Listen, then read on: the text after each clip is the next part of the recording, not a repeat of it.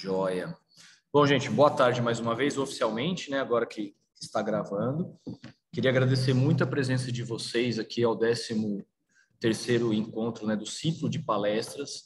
É um ciclo, é um evento já que tem uma tradição aqui na Unifran, com a professora Fernanda, o professor Lucas, né, e a pós-graduação. Então, é sempre um mix de interação, graduação, pós-graduação e o aprimoramento, a residência. Isso torna o evento bem mais atrativo, com interação, com diferentes áreas, com diferentes estilos de palestra e aprendizado, tá? Eu acho muito bacana isso aí.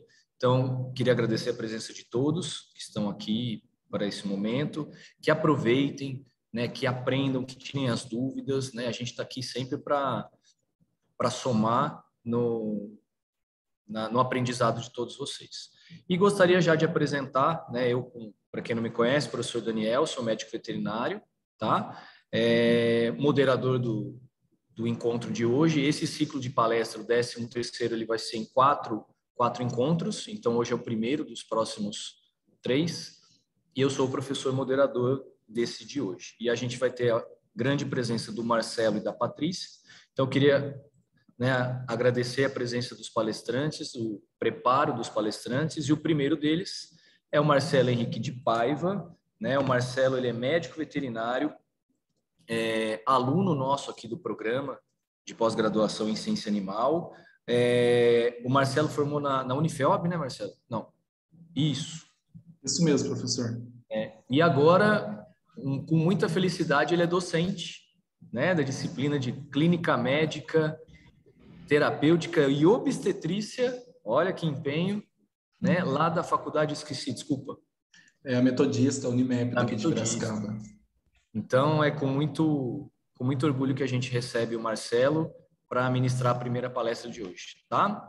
Marcelo, fica à vontade, eu estou de olho no chat aqui, caso alguém depois queira fazer alguma pergunta, talvez para não perder o time da palestra, aí ver com o Marcelo o que ele prefere, que interrompa a palestra ou que no final a gente pergunte, tá? Aí, Marcelo, fica a seu critério, fica à vontade e muito obrigado, tá bom? Eu que agradeço a apresentação, professor. Bom, conforme aí já as palavras do Dr. Daniel, ele é meu orientador, eu sou pós-graduando pelo programa de ciência animal. Hoje, resolvi trazer um tema de bastante importância na rotina clínica de pequenos animais, que é a cardiomiopatia dilatada. Essa cardiomiopatia dilatada, ela pode acometer tanto felinos quanto caninos, mas devido ao nosso tema aí, trouxe aí de maneira mais específica a cardiomiopatia dilatada canina. Bom, eu só não estou conseguindo passar. Aí. Bom, segundo a OMS, pela Força Tarefa Nacional nem Internacional, que é a Sociedade e Federação de Cardiologia Internacional, é possível se definir as cardiomiopatias como aquelas afecções que são associadas à disfunção cardíaca. É pertinente a existência de algumas delas, né? São denominadas elas dilatada, hipertrófica, restritiva, arritmogênica e, não menos importante, a degeneração mixomatosa valvar genital, que são as mais comumente afetadas aí na rotina de pequenos animais. Na imagem à direita, em círculo vermelho, é possível identificar aí a caracterização do fenótipo da afecção em si, onde ocorre com viés, né, de maneira progressiva, a dilatação das câmeras. Essas câmeras, elas podem ser dilatadas tanto do átrio e ventrículo esquerdo, quanto simultaneamente do átrio e ventrículo direito. De maneira, aí abordando um pouco mais a anatomia, que fique mais claro a evidência dela, trouxe uma imagem no qual a fonte foi realizada através da retirada do Google, no qual a gente consegue identificar uma dilatação mais excêntrica do ventrículo esquerdo. Bom, antigamente, né, a cardiomiopatia congestiva, era denominada cardiomiopatia dilatada, hoje em dia abordada, como cardiomiopatia congestiva, visto que essa nomenclatura é devido à caracterização da sua afecção, ou seja, do que ela comete no organismo, na musculatura, que é a redução da contratilidade, a dilatação do ventrículo esquerdo, tanto quanto de ânus, e, consequentemente, a diminuição do débito cardíaco. Essa redução de contratilidade está associada ao inotropismo, ou seja, que é basicamente a capacidade da fibra muscular tem de se contrair. Bom, quando ela é positivo, nós temos então um inotropismo positivo. Visto ao contrário, quando ela não tem essa capacidade, nós temos um inotropismo negativo. E, consequentemente, quando não ocorre essa contratilidade, que representa a força da contração cardíaca, nós temos um resultado aí de baixo débito cardíaco. Mas o que seria o débito cardíaco? Basicamente, ele corresponde ao volume total de sangue injetado pelo coração, pelas vias sistêmicas, em torno aí de 1 minuto. Essa correlação da cardiomiopatia dilatada, ela está associada de maneira epidemiológica e às suas características de prevalência. Os animais, eles podem ser acometidos tanto por causas primárias quanto por causas secundárias, visto que na rotina de pequenos animais, ela é de suma importância, devido à sua grande rotina, devido à sua grande casuística nos atendimentos de animais e que predispõe à afecção em si. Contemplando também, entre as afecções da musculatura cardíaca, um alto índice de desenvolvimento associado à musculatura. Bom, então, como se sabe que toda afecção ela tem ali suas características de prevalência ou, consequentemente, a sua característica de predisposição, na cardiomiopatia dilatada não seria diferente. Sendo aí, através de estudos, observado que algumas raças, elas apresentam uma característica de prevalência um pouco maior, que seria as espécies aí caninos de grande porte, a gigante, com idade entre 4 a 8 anos. Visto nessa imagem aqui, então, algumas opções, né, que seria o Doberman, São Bernardo, Dog alemão, Boxer, Labrador, Golden, Pastor alemão, todos aqueles animais que apresentam um porte um pouco superior aos demais. Em contrapartida, através de estudos, notou-se que a cardiomiopatia dilatada, ela tem por característica de maior predisposição a se desenvolver em Dobermans e em Cockers. Visto isso, todos os estudos geralmente estão associados aí de maior casuístico Doberman. Bom, através desses estudos das espécies em questão que tem essa prevalência, essa predisposição a desenvolver cardiomiopatia dilatada, alguns estudos foram realizados. O GRAD, ele afirmou que há a possibilidade de um acometimento entre uma variação estatística de desenvolvimento quando correlacionada à sexualidade de machos e fêmeas. No seu primeiro estudo, ele correlacionou, então, que independente da espécie, há um acometimento maior quando comparado machos e fêmeas, sendo a proporção de 2 para 1. A cada 2 machos, uma fêmea tem a predisposição também de desenvolver. Entretanto, no seu mesmo estudo, quando ele correlacionou uma espécie específica, que seria o Doberman, essa variação estatística ela já caiu para uma variação de a cada 1,5 macho, apenas uma fêmea era acometida. Contrapondo a ideia do estudo do GRAD, consequentemente, o estudo realizado por West notou-se que não existe essa variação entre espécies de animais machos ou fêmeas serem acometidos, ou seja, que seria algo equivalente a ambos os sexos. A etiologia da cardiomiopatia dilatada, como abordada, ela pode ser tanto de causa primária quanto de causa secundária. A causa primária, ela está muito associada à causa genética, e infelizmente até o momento, ela não foi muito bem elucidada. Contudo, sabe-se que existe a questão do cromossomo X. Esse cromossomo X ele é pertinente a uma mutação no qual ocorre, consequentemente, a essa alteração, um desequilíbrio da proteína distrofina. Essa proteína em si, ela tem como capacidade de realizar um aparato da contratibilidade cardíaca. Ou seja, devido a essa mutação, consequentemente, a evolução da idade desse paciente perde-se a característica de contratilidade.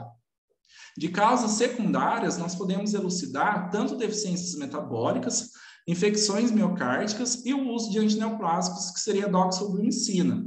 Bom, através das deficiências metabólicas, que é muito mais acometido em felinos, seria a ausência, né, ou a pertinência de baixa composição de aminoácidos, como a taurina e a cartinina, visto que esses dois aminoácidos, quando estáveis, produzem aí força de contração cardíaca, modulação da produção de cálcio, inibição de oxidação.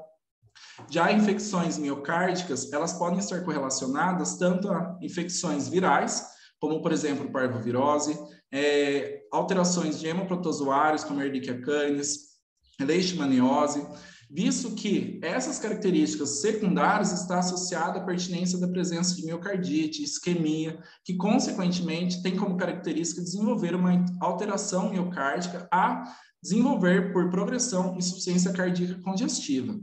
Já a doxorubicina, ela está alterada aí devido à capacidade antineoplásica que tem como seu uso e objetivo na rotina de pequenos animais como tratamento oncológico, mas como efeito adverso, infelizmente, ela tem como característica também causar efeitos cardiotóxicos devido à sua produção de radicais livres, que consequentemente lesam os miócitos e, infelizmente, leva-se também os animais a apresentarem insuficiência cardíaca. Bom, a fisiopatologia ela está associada, então, basicamente, aí no seu comprometimento da função miocárdica, de modo que ocorra como pertinência a redução da contratilidade e, consequentemente, a redução do débito cardíaco.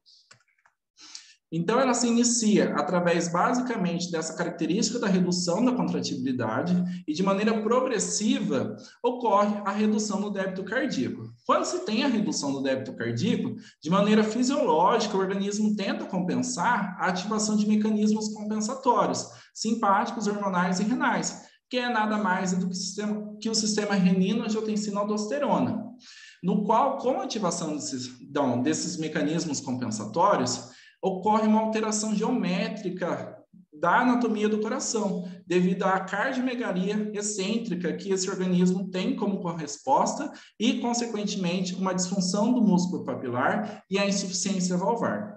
O objetivo, basicamente, então, do organismo compensar esse baixo débito cardíaco é, por consequência, alterar o aumento da frequência cardíaca, a resistência vascular periférica e, por consequência, ocasionar a retenção de volume por conta da dificuldade de contratilidade, de modo a permitir uma perfusão adequada da coroniana comprometida. Uma das características dessa afecção é que é uma evolução lenta. Contudo, esses mecanismos de ativação compensatórios nem sempre são suficientes para manter a homeostasia cardíaca, devido que com a progressão da patologia e com ataque cardíaco a longo prazo, é natural que ocasiona-se uma hipoxemia na função miocárdica, de modo a predispor a ocasionações de arritmias, tanto quanto fibrilação arterial, devido aí essa redução de débito cardíaco e, consequentemente, ser, por característica da afecção, uma progressão lenta a moderada, dependendo da espécie. Bom, sabe-se, então, que a cardiomiopatia dilatada era dividida em algumas fases. E aqui é basicamente como que ela ocorre. A redução da contratibilidade é o que se inicia, consequentemente, tem a redução do débito cardíaco e, posteriormente, a ativação dos mecanismos compensatórios e alteração da geometria cardiovascular, com a dilatação das câmaras e anel. Essa fase se denomina como fase oculta, ou seja, no qual o animal já apresenta uma alteração anormal da musculatura cardíaca, mas, infelizmente, ainda não tem aí sintomatologias suficientes que sejam notadas pelos proprietários. Visto isso, é natural muitas vezes que ocorra morte súbita devido à presença de arritmias. Quando não ocorre a morte súbita, há chances desses animais, consequentemente, iniciarem quadros de insuficiência cardíaca congestiva, no qual é realizado o tratamento, mas aí o aspecto de sobrevida, infelizmente, também é um pouco reduzido devido à característica da afecção e ele também pode ir a óbito. Correlacionando a histologia e lâminas histológicas, é possível, então, identificar a presença de processos degenerativos com fibrose do miocárdio, processo inflamatório e, consequentemente, devido ao aumento da frequência cardíaca, nós vamos encontrar os miócitos hipertrofiados. Bom, como correlacionado, devido ao ataque cardíaco, consequentemente, à hipóxia do miocárdio, o organismo tenta compensar ao déficit contrátil. Visto isso, de maneira prejudicial ao longo do tempo, consequentemente, esses animais podem desenvolver alterações nos seus impulsos elétricos, no qual é muito comum nas espécies de Doberman ter a presença de fibrilação atrial, tanto quanto a caracterização de insuficiência cardíaca congestiva bilateral. E não menos importante também a presença de arritmias ventriculares, que compõem a alta taxa de morte súbita desses animais. A maioria dos estudos, então, como tem uma maior casuística correlacionando a espécie Doberman, correlaciona aí a caracterização da afecção, que no score 1, ou seja, na fase 1, nós temos um coração normal do ponto de vista morfológico e elétrico sem as manifestações clínicas. Já na fase oculta, na qual o coração já apresenta um aspecto anormal, contudo, não é observada a presença de sintomas, mas isso não significa que através de exames complementares não seja possibilidade diagnóstica. O que afeta o tratamento nessa fase oculta, infelizmente, é a percepção do proprietário diante do seu animal. Já na fase 3, é quando o coração é anormal e com a presença de sinais de insuficiência cardíaca congestiva e, por consequência, baixo débito cardíaco. Uma característica também correlacionada à espécie específica, que é o Doberman, que é utilizado para mais estudos devido ao alto índice de afecção que ele é acometido, é que foi constatado que, infelizmente, a progressão da cardiomiopatia dilatada nessa espécie, ela tem como característica ser uma progressão mais rápida quando se correlaciona aos demais animais. Bom, a sintomatologia, ela está muito associada à presença de insuficiência cardíaca congestiva e, então, o baixo débito cardíaco.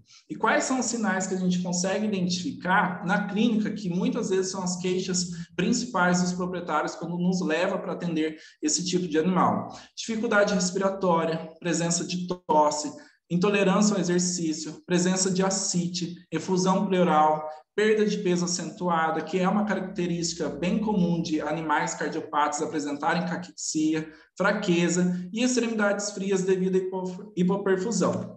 E na nossa rotina de consulta, é passível de realizar a identificação, então, através do exame físico, muitas vezes através da ausculta, arritmia, sopro sistólico, ritmo de galope, presença de estertores pulmonares, quando passivo de identificação de edema cardiogênico ou efusão pleural, e pulso femoral hipocinético e rápido devido ao baixo débito cardíaco. Aqui, então, em relação às possibilidades diagnósticas, são necessários a realização da radiografia torácica, eletrocardiograma, Holter e ecocardiograma. Visto que, com a radiografia torácica, nós vamos identificar um formato de um coração mais globoso e, consequentemente, com a possibilidade de identificar tanto presença de edema pulmonar, quando com uma região mais opacificada, em relação ao nível dorsal e região perilar. E aqui, como vocês podem observar, o formato desse coração mais redondo, parecendo uma bola mesmo. Já o eletrocardiograma, ele não tem tanta acuidade diagnóstica em relação à cardiomiopatia dilatada, mas ele é importante também devido à capacidade de identificar a presença de arritmias, que são características de alterações pertinentes à cardiomiopatia dilatada.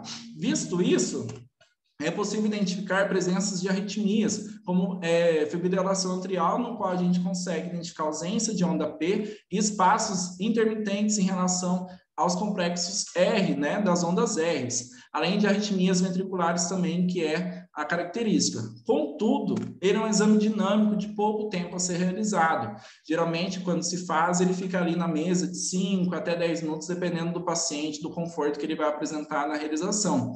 Então, talvez, naquele momento, a gente não consiga fechar um diagnóstico de presença de arritmia. Visto isso, então é necessário complementar esse diagnóstico através do Holter. O Holter tem o mesmo objetivo do eletrocardiograma, só que de modo um pouco mais assíduo, ou seja, ele permite o monitoramento desse paciente de maneira ambulatorial num período de 24 horas. E qual que é o objetivo? Complementar o eletrocardiograma de modo a avaliar a gravidade e a frequência das arritmias atriais e ventriculares que esse animal pode vir a apresentar.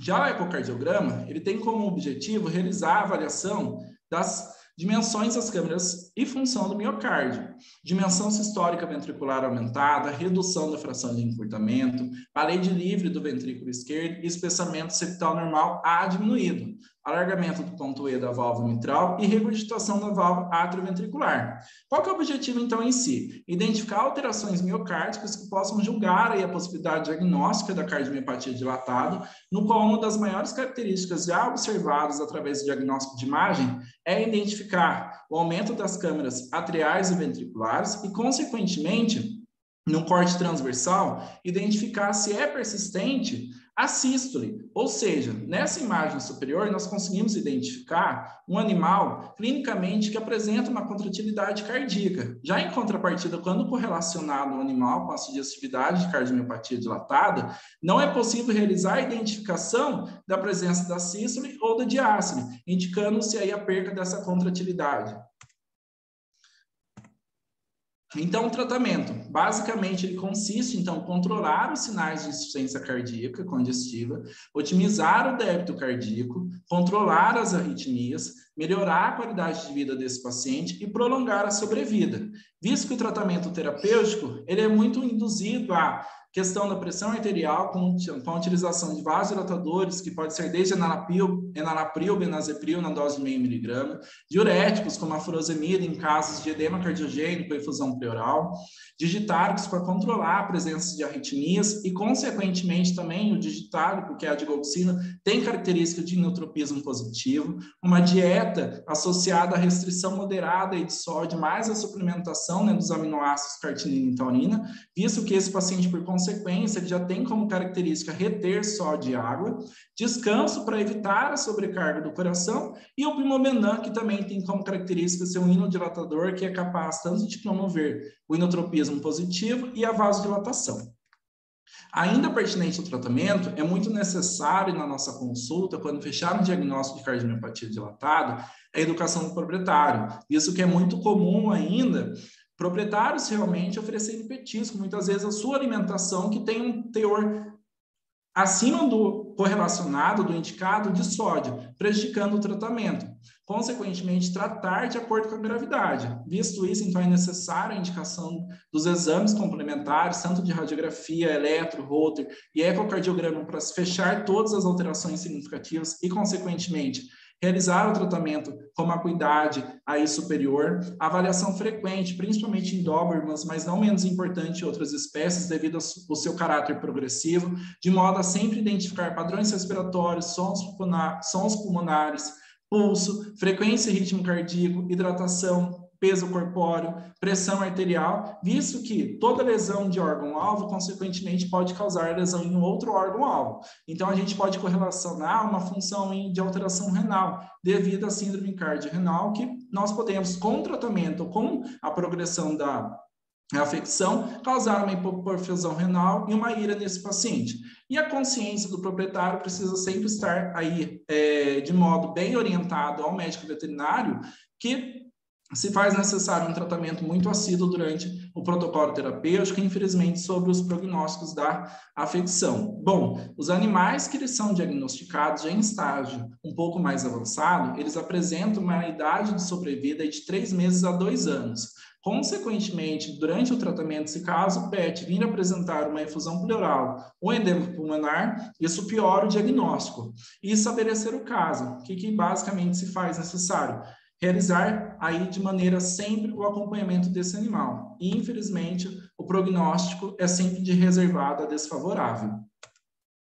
O tratamento, então, né, a conclusão basicamente é correlacionado ao diagnóstico. Esse diagnóstico, quanto antes for realizado, maior a sobrevida, maior a possibilidade terapêutica e melhor acompanhamento desse PET vai ser realizado pelo médico veterinário. O tratamento, muitas vezes, ele é necessário, só que em contrapartida, ele é um tratamento caro, ele é um tratamento que é necessário a realização de exames complementares com certa frequência. Então, isso impacta muito na condição socioeconômica do proprietário, visto que é um grande impedimento também da condição da cardiomiopatia dilatada, visto nessa questão. Essas são as referências utilizadas para realizar a palestra para vocês. E a nível de curiosidade, hoje no Brasil nós temos o Tratado de Cardiologia de Cães e Gatos, que é no qual aborda diversas afecções do órgão específico, que a gente pode estar realizando um estudo mais aprofundado. Muito obrigado, gente. Muito obrigado, Marcelo. Nossa, muito bom. Eu sou suspeito para falar do assunto, né? A gente tem uma afinidade aí com o sistema. Alguém quer perguntar alguma coisa? Quer fazer algum comentário? Aproveito, o Marcelo está à disposição. A professora Fernanda. O pessoal está te elogiando aqui no chat, Marcelo. Obrigado. Obrigado, excelente. Podem perguntar, gente.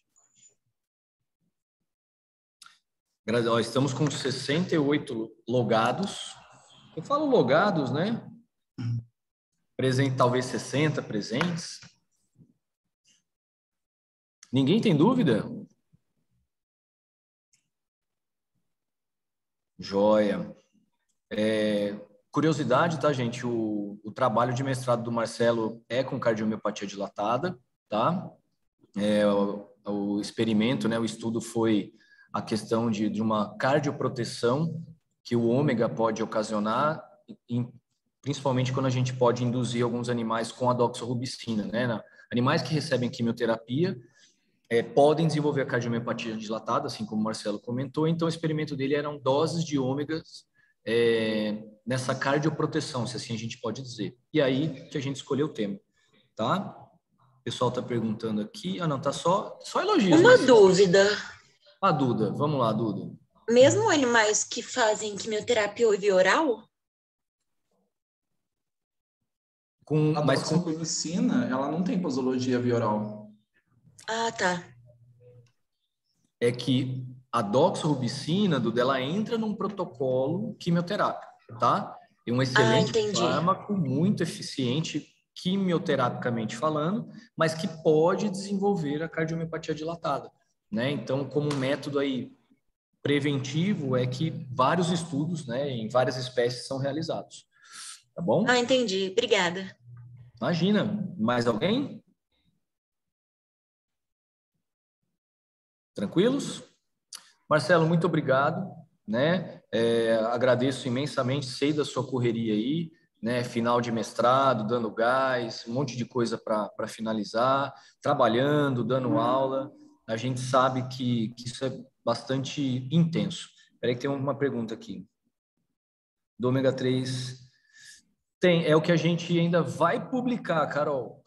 É o que a gente está mostrando, se o uso do ômega tem algum benefício, Marcelo. A Carol está perguntando aqui, ó. Foi comprovado que algumas doses específicas do nosso trabalho, ele tem a capacidade de realizar essa cardioproteção. Certo?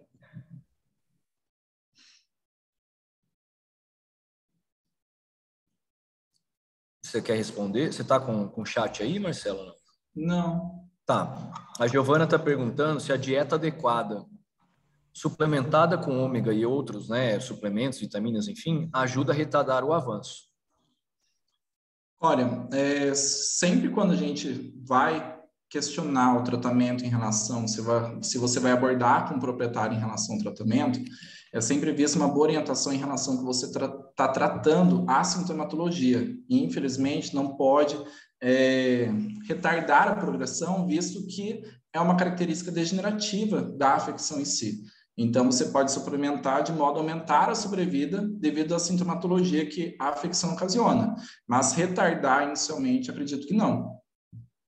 Só complementando, gente, que o Marcelo falou, e depende muito de qual a etiologia, né? Porque tem a genética, né? A tóxica, a por doxorubicina, enfim. Então, depende muito, tá? Mas talvez tirar o risco, se eu só suplementar, ele retarda. Muito pouco provável, tá? Ô, Viviane, na verdade, aí a gente tem que ver a origem do ômega, né? O ômega é o mesmo, né? Agora, quais os níveis de EPA, ETA, a origem, né? Se realmente é um ômega bem puro que a gente fala. Então, mas se você for analisar o ômega em si, ele não é humano, né? O veterinário, ele é um óleo, então, né? De origem animal, enfim, mas que pode ser usado na medicina e na medicina veterinária.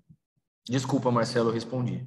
Imagina, é que eu não estou conseguindo nenhum acesso ao chat. Tá, então tranquilo. Certo? Tranquilos? Então, a gente passa agora... Marcelo, continue com a gente, fique tranquilo, né? Como convidado agora, tá? Muito obrigado aí, professor. Imagina, a gente que agradece, e na verdade eu até cometi uma gafe aqui, eu agradeci a presença de todos, já do Marcelo e da Patrícia, que eu vou agradecer, mas a participação dos professores da coordenação, né, que estão trabalhando aí para que o evento aconteça da melhor maneira possível, não sou só eu, tá?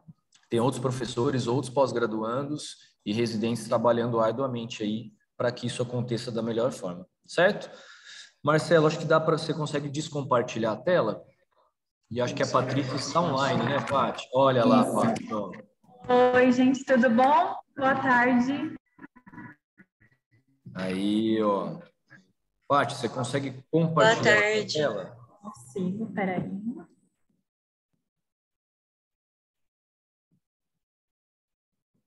Enquanto isso, o Marcelo vai aproveitar, vai dar uma olhadinha no chat aí para ver os comentários. Deu Aí, certo? Paty, deu certo. Faz só um teste, Paty. Põe um slide para frente e volta. O mouse eu vi que funcionou. É. Você não está no modo apresentação, você está no modo leitura. Isso. Ah, tá. Vamos ver, faz o teste. Foi. Deu certo? Tudo bem aí? Pode começar? Calma, deixa eu te apresentar. Bom, gente, então também é um prazer grande aqui, né? A nossa próxima palestrante, a Patrícia Patrão, né? Ela é médica veterinária, formada no Moura Lacerda em Ribeirão Preto, tá? E ela atualmente ela é R2, aprimorando a nível 2 do setor de clínica médica de pequenos animais aqui da Unifran, tá? A Patrícia, a gente sabe da rotina, do trabalho intenso dela aqui na rotina, atendendo, participando de outros eventos, deu palestra esses dias atrás também, e a hora que a gente convidou ela para participar do primeiro módulo do 13º ciclo de palestras, ela aceitou na hora, não se opôs. Então, Paty, queria agradecer você imensamente, sei da sua preocupação, do seu empenho, e fique à vontade aí, tá bom? Boa palestra. Obrigada, Dani. Bom, então vamos começar. O tema que vai ser abordado agora é toda trombocitopenia é causada por erliquiose?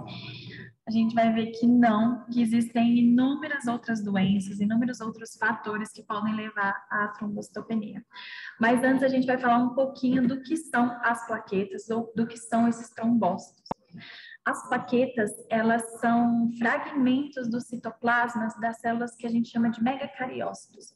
E essa fragmentação desses citoplasmas, elas podem ocorrer tanto na medula óssea, quanto quando os megacariócitos são liberados na circulação, principalmente em pulmão, fígado e baço. No pulmão, é um órgão muito importante para o controle da hemostasia, devido à sua vasta microvasculatura pulmonar, e ele ajuda a garantir esse processo da hemostasia. O baço, a gente sabe que ele é um órgão que contém 75% da massa plaquetária circulante. Tanto que a gente vai ver que quando tem um aumento, né, desse órgão, uma esplenomegalia, a gente pode ter essa diminuição das plaquetas. Então, vamos lá, vamos falar das principais funções dessas plaquetas. Elas atuam na manutenção e na integridade celular. Quando tem algum pequeno dano, alguma pequena lesão, elas conseguem fazer o reparo desse vaso sanguíneo. Na frente a gente vai falar melhor do que é, mas já garantindo para vocês que a hemostasia, ela garante com que o sangue fique líquido dentro do vaso sanguíneo, e ela também previne hemorragias. Também atua na atividade pró-coagulante da membrana lipídica, ou seja, na hemostasia secundária, garantindo estabilidade a esse coágulo. Atua também no processo de cicatrização vascular. As plaquetas, nos grânulos delas, elas contêm fator de crescimento derivado de plaquetas, que quando esse vaso é lesionado, elas, de certa forma, estimulam as células da musculatura lisa do vaso a se multiplicarem, acelerando assim o processo de cicatrização. E também tem um papel fundamental no processo inflamatório, porque através de mediadores solúveis, como a serotonina, ela garante a interação dessas células. Aqui eu mostrei para vocês, gente, então aqui seria o megacariócito, tá? E bem aqui do lado a gente tem essa fragmentação do seu citoplasma, que seriam as plaquetas ou os trombócitos. Então, falando da hemostasia, gente. A hemostasia, ela vai garantir com que o sangue fique fluido e dentro do vaso. E também, se no caso de tiver alguma hemorragia, ela vai interromper, tá bom? E a hemostasia, ela pode se dividir em 3 fases: a primária, secundária e a terciária. A primária, ela vai ser desencadeada logo que um vaso é lesionado. Então, a gente vai ter a formação de um tampão hemostático por agregação plaquetária. Na hemostasia secundária, através da enzima trombina, nós vamos ter A derivação, né, do fibrinogênio se transformando em fibrina, garantindo estabilidade para esse coágulo. Da mesma forma, da mesma rapidez em que a hemostasia é acionada para formar o tampão plaquetário, também é rápido o processo de fibrinólise, também chamado de hemostasia terciária. Então, através da enzima plasmina, ela vai atuar dentro do coágulo, degradando a fibrina e dissolvendo esse coágulo. Daí, gente, quando a gente tem algum distúrbio nessa hemostasia, a gente pode ter pequenos sangramentos. E qual que seria o principal fator que contribui para um distúrbio nessa hemostasia? É a trombocitopenia. Então, a trombocitopenia a gente vê na clínica que é o principal fator de distúrbios hemostáticos em cães e gatos. E quando a gente tem esses distúrbios, nós vamos ter hemorragias espontâneas. E a trombocitopenia, a gente fala que pode ser causada por ou diminuição da produção, ou aumento da destruição, aumento no consumo ou aumento do sequestro. Daí a gente vai falar mais detalhadamente sobre cada um deles. Diminuição da produção. Gente, como o próprio nome diz, por algum motivo a gente vai ter diminuição da produção dessas plaquetas. Por exemplo, numa hipoplasia megacariocítica imunomediada. É uma palavra grande, mas assim, é fácil de entender.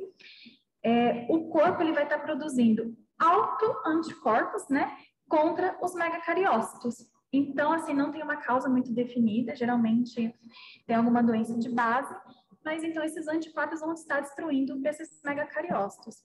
Pode ser também uma hipoplasia megacariocítica induzida por fármacos. Um exemplo disso é o estrógeno, que leva, né, à mielossupressão. Uma causa idiopática, como uma aplasia idiopática da medula óssea, não sabe o motivo por que a medula para, né, diminui de produzir células hematopoéticas. A vitamina B, a B12, ela tem um papel fundamental na síntese de células hematopoéticas. Então, quando a gente tem uma deficiência dessa vitamina, nós podemos ter diminuição das outras células vermelhas. A mielofitíase, gente, é um tipo de neoplasia que o que acontece? Um tipo de célula hematopoética se sobressai em relação às outras, e as outras vão começando a ter déficit na sua produção. E tem neoplasias que, através de citocinas inibitórias,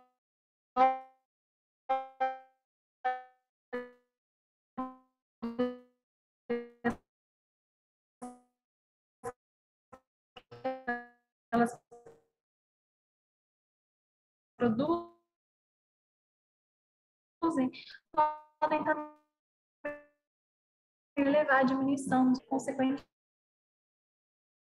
né, a diminuição das células hematopoéticas. Infecção, como por exemplo o vírus da virose, ela tem uma pancitopenia, destruição das células vermelhas.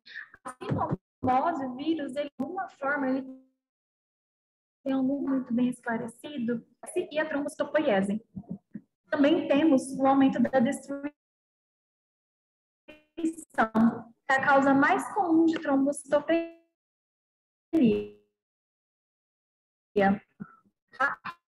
Ela resulta de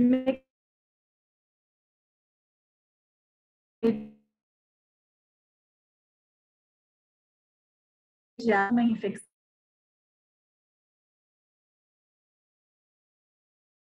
assim, já uma agulha das plaquetas, eles vão lá destruir, fazer a diferenciação das plaquetas que não estão contaminadas com as que estão contaminadas, então eles acabam destruindo tudo. Também temos a trombocitopenia imunomediada. O que é essa trombocitopenia imunomediada?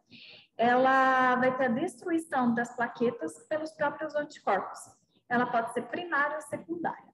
Acomete tanto raças Cocker, o Old English Speech Dog, pastor alemão ou poodle.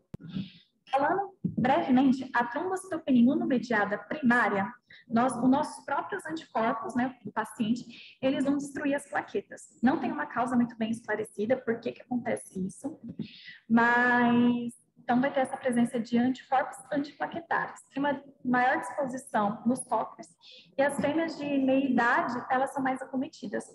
Essa semana, inclusive, eu peguei uma aqui na nossa rotina veterinária, em que chegou uma paciente para mim com as plaquetas muito baixas. Claro, não é a principal causa, né, mas a única causa, na verdade, mas fiz o teste de erliquiose. Ela deu positivo, fiz o tratamento e não melhorava de jeito nenhum. Não subia de jeito nenhum essas plaquetas, os tutores tinham feito o tratamento certinho. E então eu falei assim, vamos fazer por exclusão, né, suspeitando de uma trombocitopenia imunomediada. Entrei com corticoide, gente, já comecei a ver resultados nessas sessões. Já a trombocitopenia imunomediada secundária, a gente vai ter uma causa de base. Então, por exemplo, doenças autoimunes sistêmicas, como, por exemplo, o lúpus. O lúpus, a gente tem uma ativação dos linfócitos B e também de produção de autoanticorpos. Então, eles começam a destruir células do nosso próprio corpo. E uma dessas células são as plaquetas. Voltando a falar, né, da erliquiose, do anaplasma, quando eles se ligam a essas plaquetas, o corpo não consegue diferenciar, então ele acaba destruindo tanto a erlíquia quanto a plaqueta. Na leishmaniose visceral, tem um estudo recente que mostrou que 63% dos cães que estavam acometidos por leishmaniose, eles tinham imunoglobulinas antiplaquetárias, por isso que levava esse quadro de trombocitopenia. Neoplasias, né, como foi dito, que tem algumas que liberam citocinas inibitórias de plaquetas, mas, por exemplo, tem o hemangiosarcoma, que ele começa a destruir algumas plaquetas por formação de microantipatia. Linfoma e carcinoma mamário inflamatório, eles fazem essa destruição por reação autoimune. Temos também um aumento no consumo. A gente vê muito isso quando a gente tem cães com CID. O que acontece na CID, que é a coagulação intravascular disseminada? Nós temos uma disseminação, né, uma coagulação disseminada para vários órgãos. E isso leva ao consumo de plaquetas. Então, vai ter plaquetas sendo ativadas o tempo todo. Então, ao mesmo tempo que elas são ativadas, elas também estão sendo consumidas. Então, a gente vai ter essa diminuição. Aumento do sequestro. O baço, ele pode armazenar, como já foi dito, até 75% da massa plaquetária que está circulante. Então, quando, por exemplo, nós temos uma situação de esplenomegalia por causa de estresse, ou até mesmo transitória, é normal encontrarmos essas plaquetas baixas. O mesmo acontece também no linfoma esplênico, porque o linfoma, ele causa uma esplenomegalia. Então, ele pode levar à trombocitopenia. O que a gente tem que também ter em mente, pessoal? Que alguns cães, por exemplo, algumas raças, são comuns apresentarem as plaquetas baixas. Como, por exemplo, o Greyhound, né? Também conhecido como Galgo. As plaquetas dele, a gente vê que varia de 80 a 120 mil. Tá? Então, a gente tem que saber disso. Os felinos também, por si só, eles possuem uma certa tendência para trombocitopenia, que a gente fala que é uma pseudotrombocitopenia, que é muito fácil as plaquetas se degradarem no momento da coleta. Então, a gente confirmou a trombocitopenia, chegou no exame para a gente, então, o que vamos fazer? Vamos identificar de onde está vindo essa patogenia. Geralmente, as contagens menores do que 25 mil a gente encontra em trombocitopenias imunomediadas. De 50 mil a 75 mil, nós vemos uma causa infecciosa, por exemplo, numa erlíquia, numa anaplasma, ou até mesmo numa neoplasia. E a gente tem que ver muito bem o histórico desse paciente, por isso que a anamnese é super importante. Temos que ver se eles não estão fazendo utilização de um remédio, se o animal entrou em contato com alguma toxina, se tem alguma doença de base, tá? Gato, gente, sempre antes testar para FIV e FeLV, porque tanto a FIV quanto a FeLV, elas levam a mielossupressão. Então, é normal a gente encontrar essas células diminuídas. O hemograma, né, buscar fatores predisponentes, doenças de base, o ultrassom buscando organomegalia, tipo aumento de alguns órgãos, presença de neoplasias, e a gente também podemos fazer a situação da avaliação da medula óssea. Então, muitas vezes, o nosso hemograma, a nossa ultrassom ficam muito vagos para a gente não consegue fechar um diagnóstico de imediato. Então, fazer essa avaliação da medula óssea é muito importante para a gente, principalmente quando estamos suspeitando de algo autoimune, como, por exemplo, a trombocitopenia autoimune, tá bom? Quais são os sinais clínicos, pessoal, que a gente vai ter na trombocitopenia? Presença de hemorragia superficial e de mucosas, petequias, equimoses. Eu vou mostrar mais para frente a diferença para vocês de petequias e equimoses. Hematúria, então sangue na urina. Epistaxis, que é sangue no nariz. Hematêmese, sangue nas fezes. O animalzinho pode parar de comer, sempre ficar mais letárgico, tá? Então, aqui é a diferença de petequia, que são pontinhos super avermelhadinhos na pele, de até 1 centímetro de diâmetro. Enquanto a equimose, ela já tem mais de 1 centímetro de diâmetro, tá bom? Tratamento, gente. Não existe um tratamento fármaco que vai aumentar essas plaquetas se a gente não tratar a causa base. Então, falar assim, vai existir algum complemento vitamínico, algum remédio que vai aumentar só as plaquetas? Não. Então, a gente sempre tem que procurar a causa base. Se ela for imunomediada, vamos fazer uma imunossupressão. Se ela for por uma causa infecciosa, vamos fazer uso de antibióticos. Se for neoplasia, vamos fazer uso de quimioterápicos. Mas aumentar em si só as plaquetas para fazer um tratamento específico não tá bom? Então, na rotina veterinária, tá? Vira e mexe, a gente pega exames que tem essa trombocitopenia, às vezes a gente fica quebrando a cabeça para ver de onde que é. Vemos que temos vários diagnósticos diferenciais, não só pensar na erliquiose, quando vemos uma trombocitopenia no hemograma. Muito comum ter desordens mistas, ou seja, que nem a gente viu da trombocitopenia imunomediada. Às vezes a gente tem um lúpus e ele também pode ter, sei lá, uma doença infecciosa. Então, é muito comum ter essas desordens mistas.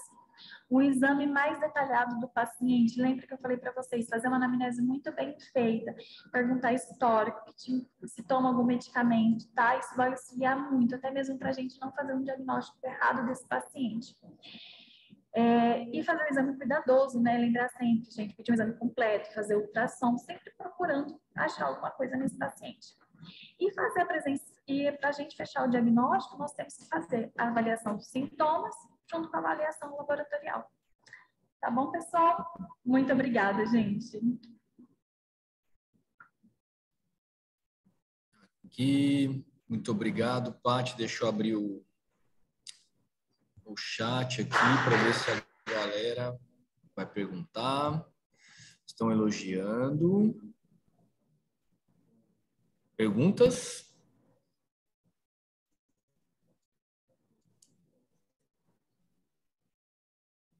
Tá com o chat aberto, Paty? Que aí você consegue ver também os comentários aqui, ó. Na parte de baixo aí tem um chat, acho. Isso. Parabéns, muito obrigado. O que mais? Obrigada, gente. Liga nervosismo, ainda mais. Pensa numa pessoa nervosa. Hoje, bem no dia da pressão, eu falei, nossa.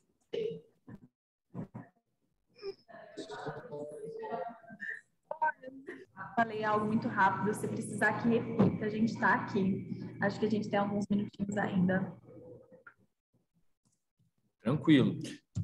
Só, deixa eu ver. Por enquanto, sem perguntas, vocês não têm noção do quanto vocês vão utilizar essa informação da Patrícia na rotina clínica. Tá? O que a gente recebe de animais aqui para atendimento, né? Ou até encaminhados de colegas que a trombocitopenia, a diminuição de plaquetas, é Ehrlichia. Né? Ehrlichia é uma doença, né, disparada aí na nossa rotina clínica, uma das principais, mas não é toda trombocitopenia que é Ehrlichia, visto a palestra da Patrícia. Tá? Aí a professora Fernanda concordando. Então, mesmo o pessoal, né, do primeiro ano, que eu acho muito importante a participação, que não está familiarizada com alguns termos e com alguma semiologia aí, não tem problema. Mas lembrem-se, nem toda trombocitopenia é Ehrlichia, né? Assim como nem toda mioclonia, sinomose, e aí a gente tem títulos para inúmeras palestras por aí. Certo? Alguém quer comentar alguma coisa? A parte está online, está visível aí, ó. Pode aproveitar. Não sei se vocês conseguem abrir o áudio, se quiserem perguntar por áudio também. Enfim.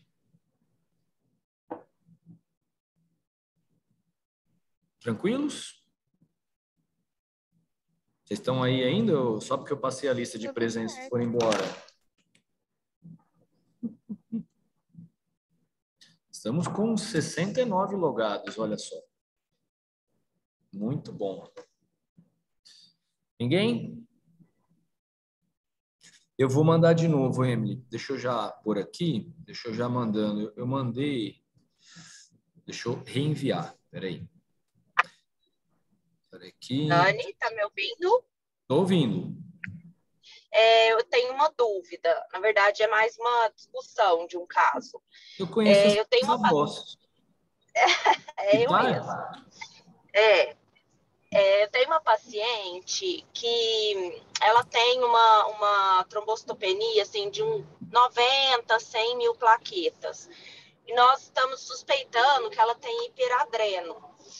O fígado dela tá assim, gigantesco também. E você ou a Paty acha que pode ter alguma ligação com essa doença? Porque eu já fiz o PCR para Ehrlichia, anaplasma e Babesia e deu tudo negativo. Você já viu alguma correlação ou seria mais um sequestro pelo fígado, pelo baço, tá grande, alguma coisa assim? Não sei se deu para entender. Você quer começar, Paty? Pode começar, Dani, daí depois eu faço uma... Ó, você chegou a fazer o PCR, o Carol? Carol?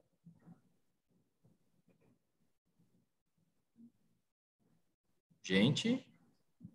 Se eu entendi bem, acho que ela chegou, Dani. Ela falou que chegou a Isso, o PCR.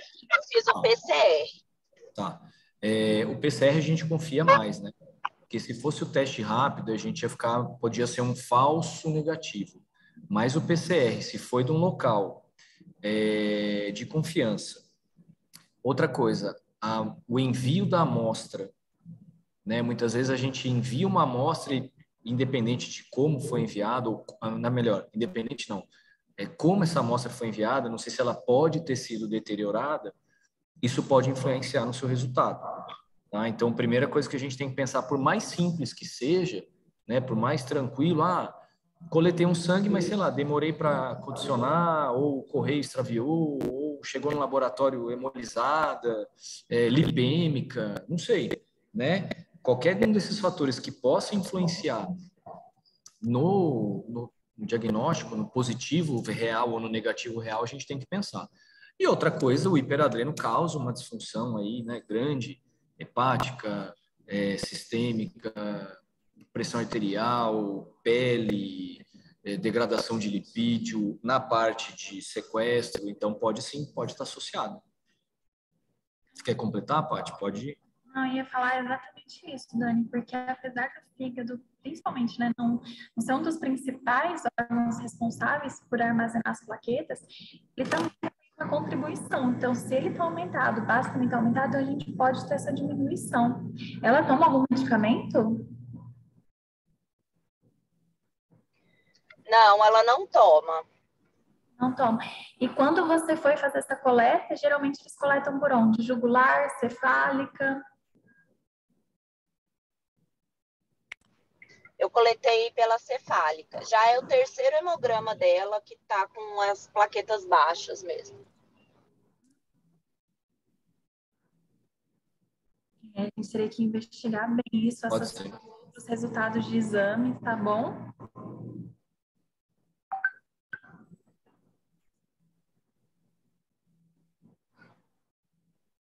Respondeu, Carol? Respondeu. Obrigada, gente. Imagina. Depois eu descobri aqui, eu estava enviando a mensagem, mas o meu sistema para disparar a mensagem estava dando mensagem reclusa, agora que eu pus para todos. Então, eu conversei várias vezes com vocês no chat e vocês não viram, me desculpem, tá? Mas eu vi que a professora Fernanda enviou E eu estava respondi de um negócio da trombocitopenia e achando que vocês estavam vendo. Desculpa, tá? Não me atentei a esse ponto. Paty, muito obrigado. Alguém mais quer perguntar alguma coisa?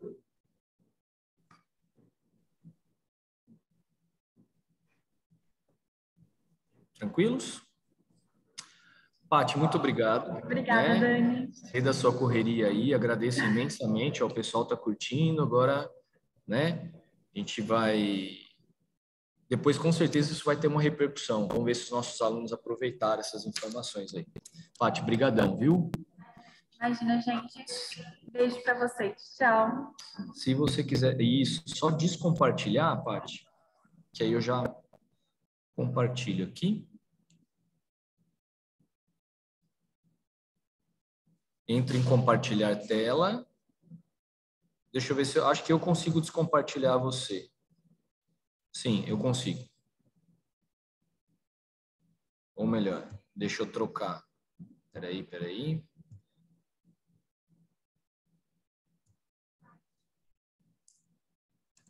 Fechou? Aí, deixa eu só então compartilhar aqui agora.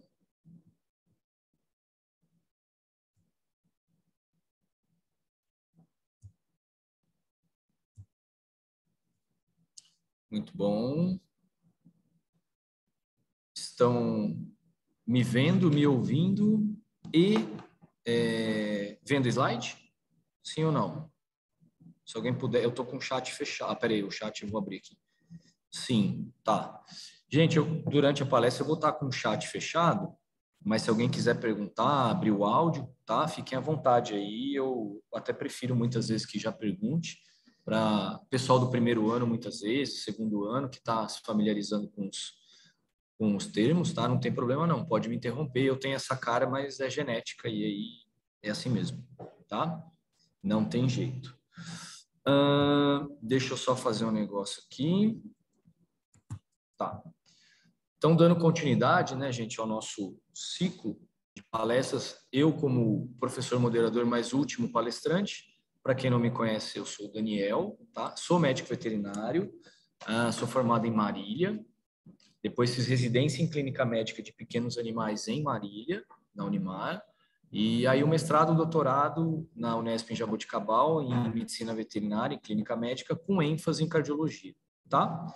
Então, o tema proposto, a gente conversou sobre a desmistificação, né, da pressão arterial sistêmica em pequenos animais, que é um assunto muito importante e que, ao mesmo tempo, passa desapercebido por alguns veterinários, certo?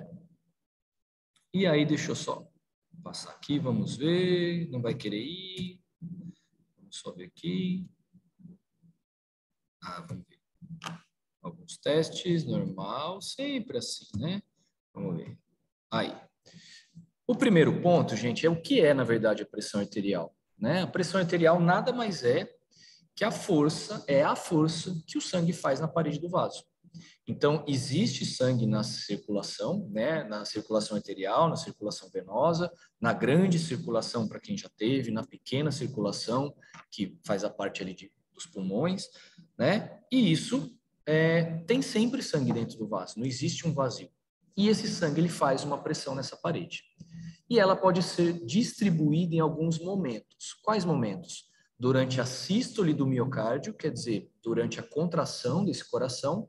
Então, nós denominamos esse momento de pressão arterial sistólica, e é um momento de máxima pressão dentro do vaso, porque imagina, o coração ele contrai, e a hora que ele contrai, ele ejeta mais sangue naquele vaso. Então, nesse momento, é o nível maior de pressão que a gente tem, pressão arterial sistólica. A hora que esse coração entra em diástole, que ele entra em relaxamento, né, ele parou de ejetar o sangue, mas existe sangue lá dentro. Então, esse momento é a pressão arterial diastólica, tá? Aí você fala, nossa, Daniel, mas se ele não ejetou sangue? Tem, mantém sangue lá dentro. Se nós não tivermos uma pressão arterial diastólica, o nosso vaso ia fazer o quê? Ia colabar, tá? E aí, dentre a pressão arterial sistólica e a pressão arterial diastólica, nós temos a pressão arterial média, que não é simplesmente pegar a sistólica, somar com a diastólica e dividir por 2. Não. Nós temos duas maneiras aqui embaixo de calcular a pressão arterial média, tá? E se vocês notarem nas duas fórmulas, sempre vai aparecer mais a pressão arterial diastólica. Aí vocês vão falar assim, Daniel, mas por quê? Porque a maior parte do tempo o nosso coração está em diástole. O tempo de sístole é muito mais rápido do que o tempo de diástole. E isso é importante por vários aspectos, principalmente porque é na hora da diástole, na hora do relaxamento, que o coração se nutre, tá? Então, a pressão, que é a força que o sangue faz na parede do vaso, ela acontece tanto na sístole, contração do coração, quanto no relaxamento desse coração, tá? E a fórmula da pressão arterial? O que é a pressão arterial? Né? Nada mais é que o resultado do débito cardíaco vezes a resistência vascular periférica. O que é o débito cardíaco? É o volume de sangue ejetado por minuto.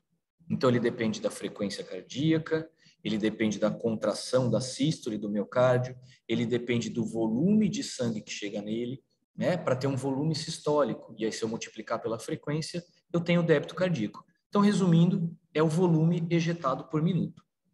Vezes a resistência vascular periférica. O coração ele vai mandar para a circulação. Isso uma hora vai ter uma resistência, que os vasos eles começam com grande calibre e depois vão diminuindo, até chegar às arteríolas. Então, isso acontece uma resistência. É que nem quando você vai entrar no show, que agora, sem pandemia, você vai poder entrar, com restrições da pandemia, você vai poder ir no show, tem uma galera para entrar no show e você tem que passar pelas catracas menores. Começa a aglomerar gente ali e é mais difícil passar.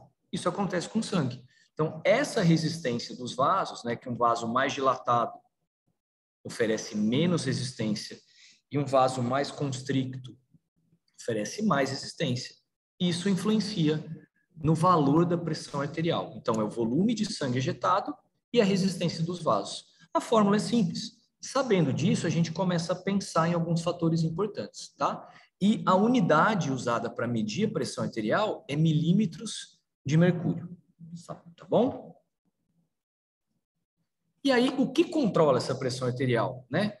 Muita coisa influencia no controle da pressão arterial. É um grande sistema, ou melhor, vários sistemas, né? Uma grande interação entre os sistemas para controlar a pressão arterial.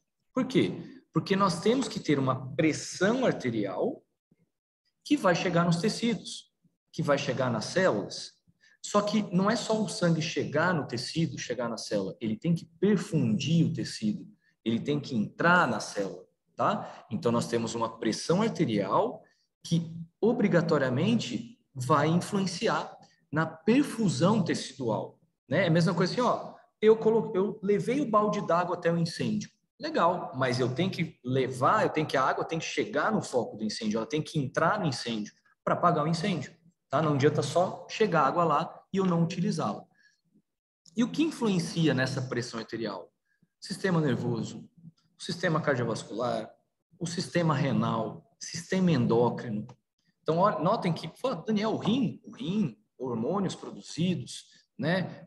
O sistema nervoso atuando simpático e parasimpático, isso tudo vai influenciar na pressão arterial.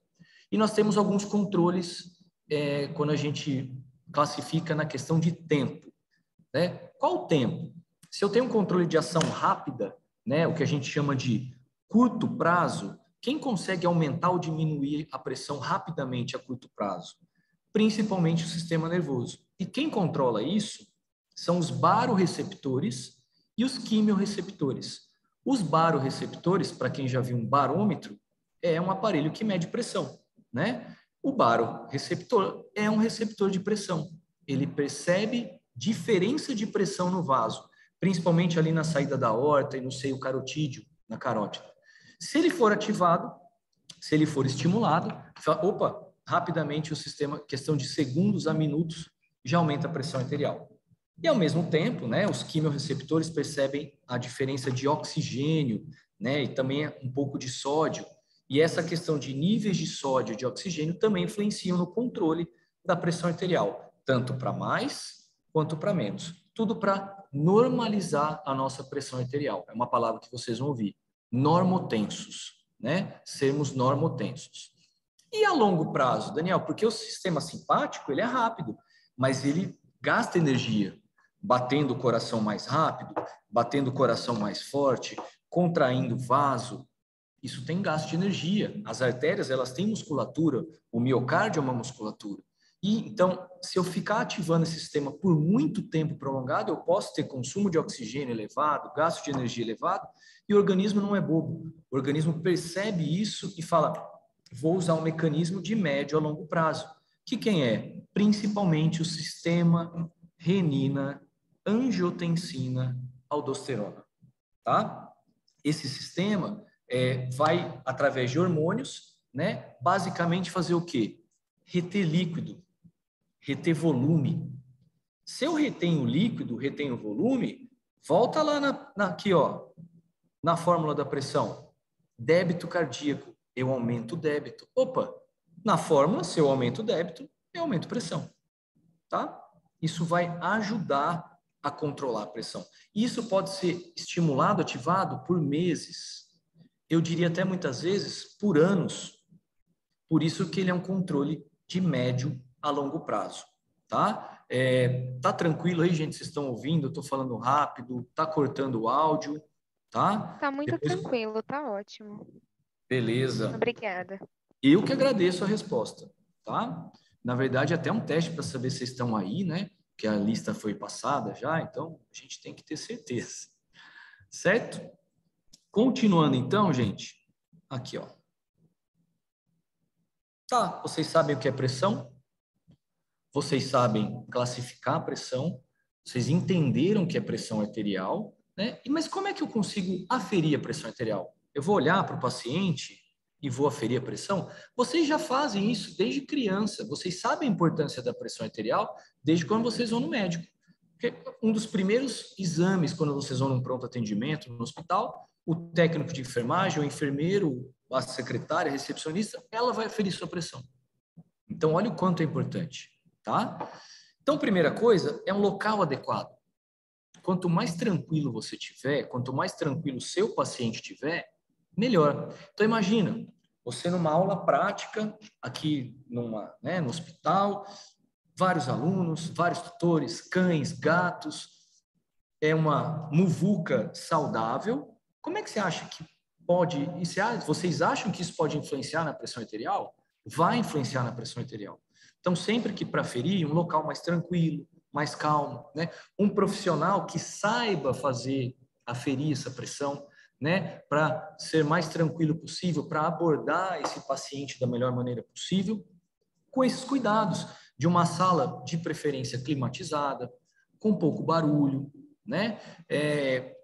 Ser aferir a pressão arterial primeiro, porque aquele animal vê que não tem dor, ele não fez termometria, ele não teve coleta de sangue, ele não recebeu um raspado de pele, ele não foi forçado a deitar para fazer um exame. Então, é um momento que ele ainda não percebeu que ele vai se estressar. Então, primeiro ponto, cuidados, detalhes, né? Quem estiver ajudando, evitar conversar durante a aferição da pressão para acalmar o paciente o máximo possível, tá? E aí nós temos basicamente dois métodos, né, de aferir a pressão arterial. O método invasivo e o método não invasivo. Falando dos invasivos, e vocês podem encontrar na literatura como métodos diretos. Quer dizer, gente, eu vou estar literalmente dentro do vaso, né, arterial, e aferindo a pressão. Então, ele é um dos mais fidedignos, ele é o mais confiável, tá? De prós aqui, né, de a favor, ele é o mais confiável. Agora, qual é a contraindicação? Não é qualquer paciente, ou até diria um paciente acordado, não vai permitir que você faça, né, uma aferição invasiva de uma artéria. É doloroso. Então, esse é um método muito utilizado em pacientes que vão para o centro cirúrgico, para um transanestésico, para um transoperatório. Por quê? Porque lá ele vai estar com anestesia, vai estar sedado, medicado, né? O pessoal da anestesia tem muita experiência em canular artéria. Então, isso é um método muito utilizado que a gente fala dentro do centro cirúrgico, tá? Ou num paciente numa CTI, que está em choque, que está internado, que está num estado de urgência e emergência. Não vou fazer esse método invasivo naquele meu poodlezinho, naquele meu York, naquele gato que chegou no ambulatório para rotina, tá? Esse é o contra, tá? Esse é um viés aí que, infelizmente, a gente ainda não consegue. E, em contrapartida, a gente tem os métodos não invasivos, que são classificados como indiretos, tá? Nós temos um exemplo aqui, esse método, esse aparelho oscilométrico aqui, tá? Esse aparelho oscilométrico é um método antigo, e nós temos esse mesmo aparelho oscilométrico, só que já com uma tecnologia mais nova. Tá, Daniel, o que é um aparelho oscilométrico? Ele vai pegar as diferenças de pressão do vaso, né? Vai ser colocado um manguito, né, uma abraçadeira no membro do animal, né, com um tamanho adequado, que isso ele vai inflar e desinflar várias vezes. Ele consegue perceber a diferença de pressão. E ele vai dar um valor de pressão sistólica, média e diastólica. Qual o importante dessa aferição? O quanto menos o animal mexer, melhor. Porque dependendo do aparelho, principalmente esse mais antigo aqui de baixo, se ele fizer um movimento muscular, o aparelho pode entender como um movimento do vaso, né? Uma oscilação do vaso. Isso é ruim, vai te dar um falso resultado. Esse aparelho mais novo, não ganho nada com isso, tenho esse aparelho, né? Mas ele já consegue eliminar esses fatores, tá? Qual o inconveniente desse oscilométrico? Qualquer mexidinha, qualquer animal estressado, tremendo, ele já não é fidedigno, tá? O Doppler vascular é um método muito comum, esse de baixo aqui. Ele funciona basicamente como se fosse um microfone, né? Você vai colocar um gel, talvez não, numa artéria plantar ou digital do animal, vai conseguir ouvir o som do que é o fluxo passando, e você vai ocluir da mesma maneira com o manguito, né? Para que você infle e veja qual o nível máximo de suflação que esse manguito chegou, que ocluiu o som. E a hora que você começa a soltar o ar desse manguito, o primeiro som que você ouvir é o som da pressão arterial sistólica, porque quer dizer que aquele som, ele conseguiu passar pela resistência do manguito. Então, o primeiro som que você ouvir no Doppler é o som da sistólica. E a hora que o som mudar, é o som da diastólica. Fala, Daniel, o som mudar, isso pode ser relativo. Você tem uma percepção auditiva já treinada, um colega, um aluno ainda do primeiro, segundo ano ainda não tem. Então, o Doppler vascular, ele é muito fidedigno para a pressão arterial sistólica. Por quê? Todo mundo vai conseguir perceber a hora que tiver um primeiro som. Oh, foi o primeiro som, estava ali em 180 milímetros de mercúrio. Agora, mudou o som, pode ser relativo, tá? Então, saibam que o Doppler vascular é muito fidedigno para a pressão arterial sistólica. E nós temos também o pletismografia, que é o infravermelho. Alguns de vocês têm isso na clínica e não sabem que chamam pletismógrafo, né? É essa ondinha que é gerada no seu... Gente, sumiu o nome do... Opa! Quando você tem o oxímetro de pulso, que você, né, nós colocamos no dedo, alguns animais colocam, né, na língua, tá? É um infravermelho. Esse infravermelho consegue perceber essas diferenças, essa oscilação da pressão, gerando uma onda, tá? Então, no monitor lá no centro cirúrgico, você vai ver uma onda de pressão. É uma pletismografia, tá bom? E aí, nós temos os valores de pressão arterial, né? Normalmente para cães e gatos aí, que é muito parecido com o nosso. Para quem está no primeiro, no segundo ano, é o famoso, um exemplo, 12/8. 12, na verdade, 120 milímetros de mercúrio e o 8, 80 milímetros de mercúrio. 120 de sistólica, 8 de diastólica.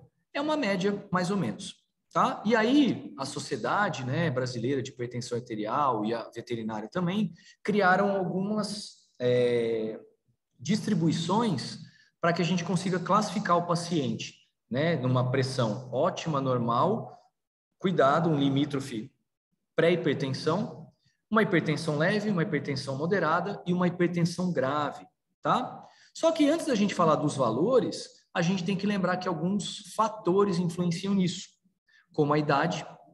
Quanto mais velho o paciente, a tendência é ele ser mais hipertenso. Por quê? Se você for lá na fórmula da pressão, a resistência vascular periférica, quer dizer, a elasticidade do vaso influencia. E quanto mais velho a gente fica, eu perco a elasticidade do vaso, progressivamente, fisiologicamente. Então, o mais velho, ele tende a ter um vaso mais rígido. Então, isso influencia na pressão arterial. A obesidade também influencia, né? O obeso ser mais hipertenso. Algumas raças, principalmente raças de trabalho, raças de esporte, animais atletas, podem ter um nível de pressão arterial um pouquinho mais acima. E o ambiente, né, gente? O ambiente de estresse, de agitação, isso é óbvio que influencia. E aí, só para vocês entenderem, aqui a gente está falando só da sistólica, tá? Essa tabela influencia. Cadê o meu mouse? Para vocês, aqui. Os valores de sistólica. Então, menor que 120 milímetros de mercúrio, ótimo. Menor que 130, normal. De 130 a 139, fiquem atentos. De 140 a 159, já é uma hipertensão leve. De 160 a 179, uma hipertensão moderada. E acima de 180, uma hipertensão grave. Detalhe, você não vai aferir uma vez. Você vai aferir no mínimo 5 vezes, no mínimo 7 vezes, tá? Para descartar a máxima e a mínima e faz uma média delas. Essa média é esse valor que você vai usar aqui, certo? Isso é importante porque, normalmente, a primeira aferição, o animal assusta. E aí vai dar normalmente mais alta. Tá? E depois ele vai acalmando, vai vendo que não dói, que não tem problema. E isso ajuda bastante.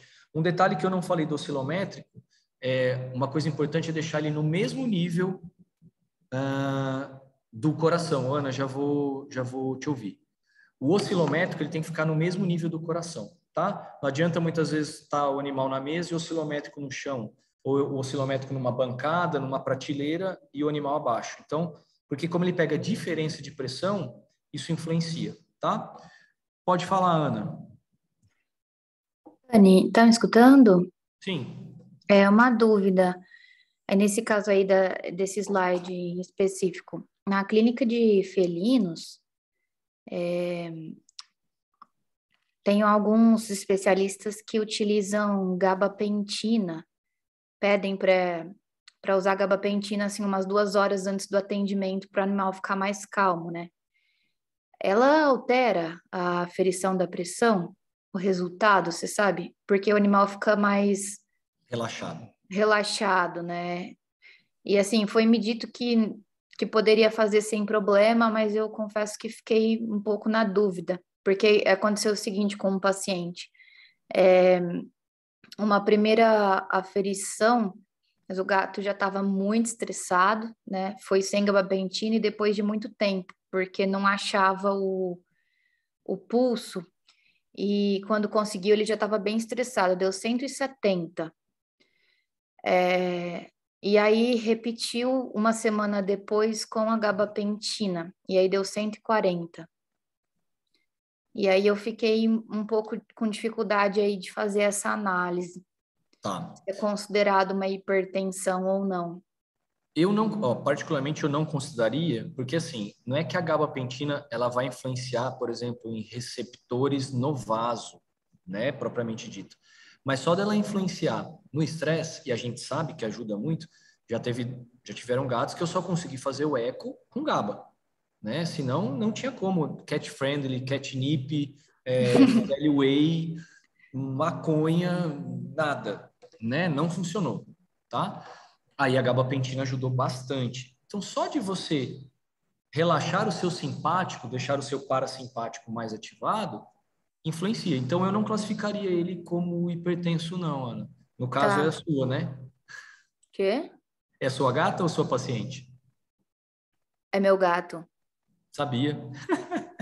Engraçadinho. Não, mas fica tranquila, tá? Porque, assim, se ele fosse hipertenso, aonde eu vou concluindo, não seria a GABA que iria diminuir tanto, entendeu? Tá, Ele não, porque poderia ir para 160. entendi. Não, a minha dúvida era justamente da interferência da gabapentina na Não, aferição da fica pressão. tranquila. Se ele fosse hipertenso, ela poderia diminuir o nível de agitação, de hipertensão pelo estresse. E a gente vai citar isso no slide. Mas não ao ponto de baixar a pressão. Porque senão a gente começaria a prescrever a GABA para hipertensão arterial. Faz sentido. Né? Uhum. E não para tratamento, né, no sentido de humor, né, de agitação comportamental, tá? Tá. Certo? Tá certo, Dani. Muito obrigada. Imagina, legal. Gostei da pergunta. Muito boa. E aí, dando o gancho com o que a minha querida mãe Tinuce perguntou, clinicamente, gente, o que é fácil perceber? Hipertensão ou hipotensão? Porque a gente está falando de pressão arterial. A palestra não é só necessariamente de hipertensão. Mas vocês, vamos lá. Posso abrir o chat. O que é fácil perceber na clínica? Hipertensão ou hipotensão? Lembrando, para quem não sabe, hipertensão é o aumento da pressão arterial e hipotensão é a diminuição do valor da pressão arterial. Chat aberto, vamos lá. Valendo!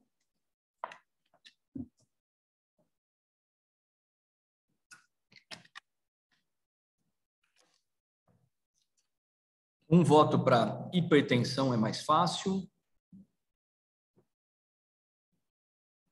2 para hiper, 1 para hipo, 3 hiper.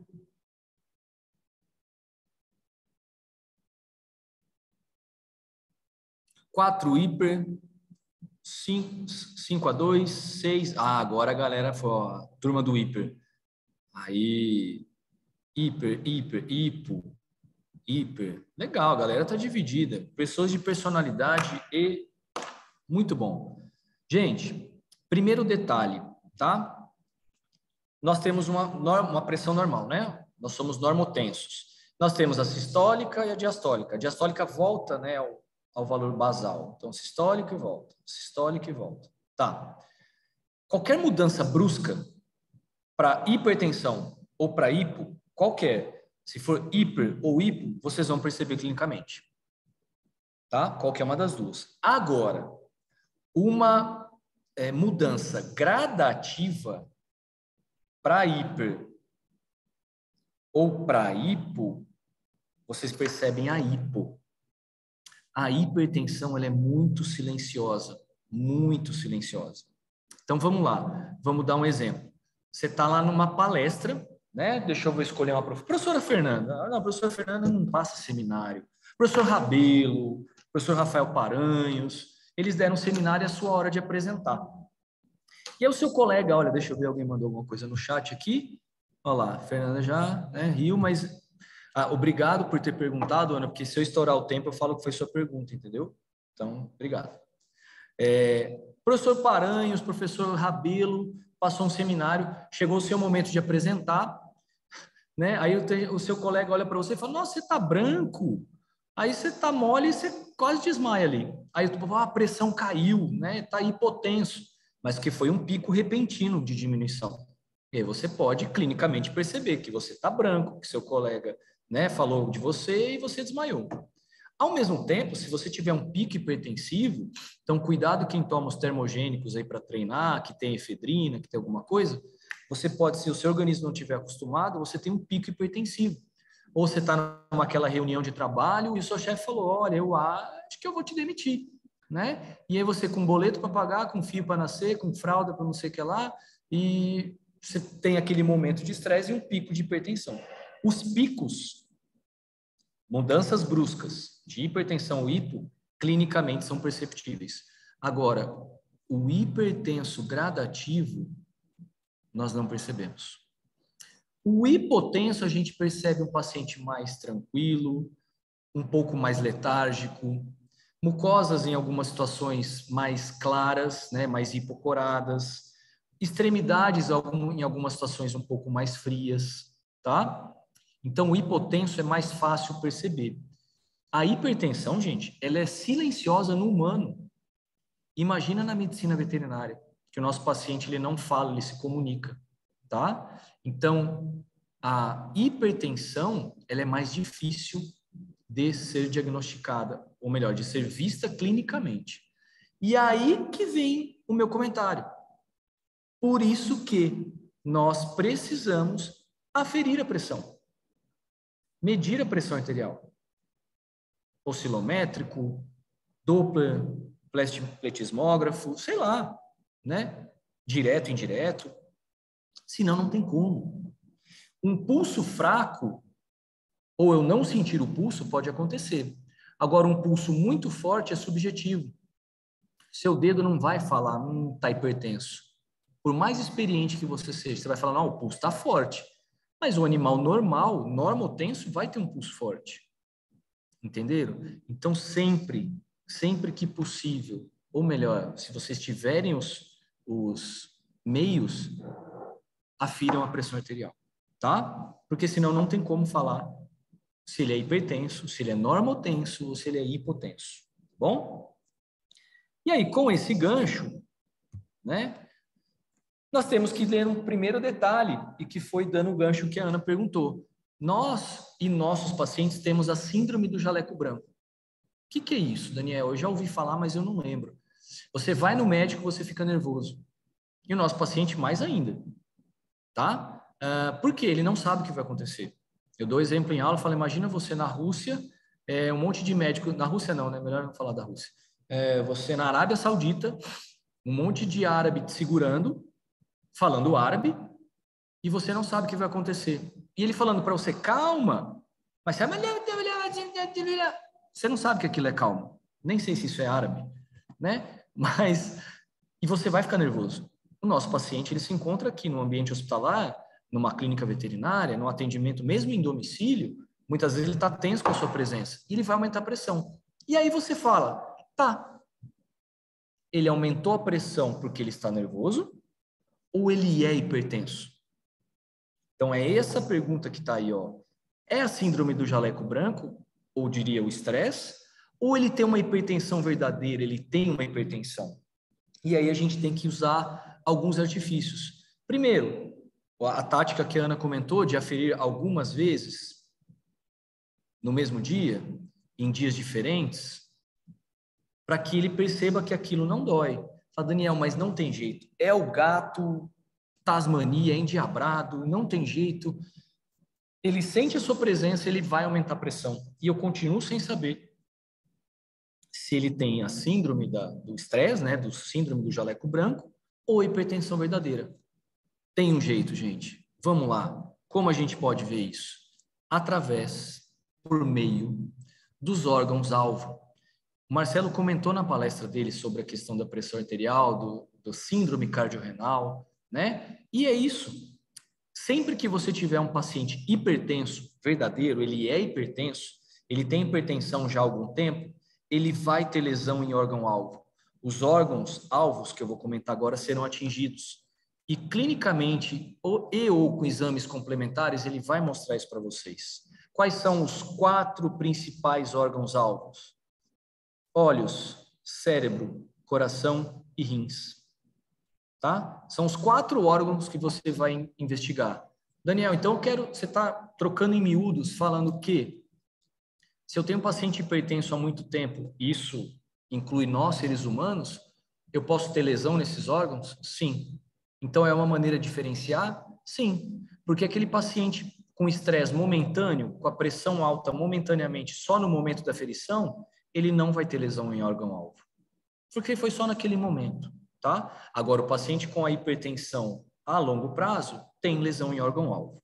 E falando dele, cérebro, né? O primeiro dele, você pode ter acidentes vasculares cerebrais, você pode ter convulsões, você pode ter confusões mentais, tá? O tutor fala, nossa, de repente ele convulsiona. Aí você investiga um monte de outras coisas endócrinas, né? Traumáticas, começa doenças neurológicas, degenerativas, e um simples fato de uma hipertensão arterial pode causar isso. Tá? Isso você pode ter uma lesão em sistema nervoso. Os olhos, né? Aqui, para vocês entenderem, um fundo de olho humano, tá? E aqui um fundo de olho humano hipertenso. Notem muitas vezes o calibre dos vasos e a tortuosidade dos vasos. Desse lado aqui é de um cão. Esse é um olho normal, né? Um fundo de olho, um exame de fundo de olho de retina aqui, onde eu tenho um calibre normal dos vasos e uma tortuosidade. Olha como isso aqui aumenta o calibre do vaso num paciente hipertenso. Os vasos ficam mais tortuosos, ao ponto de muitas vezes causar uma hemorragia retiniana. Tá? Tive o aval da professora Adriana, que viu esse slide comigo. Tá? e mostrou, falou, nossa, Dani, ela brincou, falou que esse aqui ela chamou até de árvore, né? Parece até uma árvore, de tão irrigado, de tão congesto que estão esses vasos, tá bom? Daniel, não dá para fazer fundo de olho a olho nu, né? Mas muitas vezes suspeitou de uma hipertensão, encaminha para o oftalmologista, né? Que vai te dar essa precisão no diagnóstico. Da mesma maneira, o coração, tá? Gente, como assim o coração? Bom, se eu tenho uma hipertensão arterial, hipertensão, imagina, pressão é força, eu tenho um aumento da força dentro desse vaso. Eu tenho uma resistência muito grande. O coração do lado esquerdo é quem bombeia para a artéria aorta. Então, ele vai ter que trabalhar mais. Esse músculo que trabalha mais, ele vai tentar vencer essa resistência, ele vai ficar mais forte. É o que a gente, né, ele fica mais grosso, para quem não entendeu, é o que a gente chama de hipertrofia concêntrica. Trocando de uma maneira bem simples, é como se ele crescesse para dentro, tá? O músculo cardíaco vai ficar muito mais forte, só que qualquer coisa ruim disso, o detalhe ruim, ele diminui, aqui ó, a luz do ventrículo, ele diminui espaço para o sangue. Então não adianta nada ele ter força, mas se ele não conseguir bombear o sangue.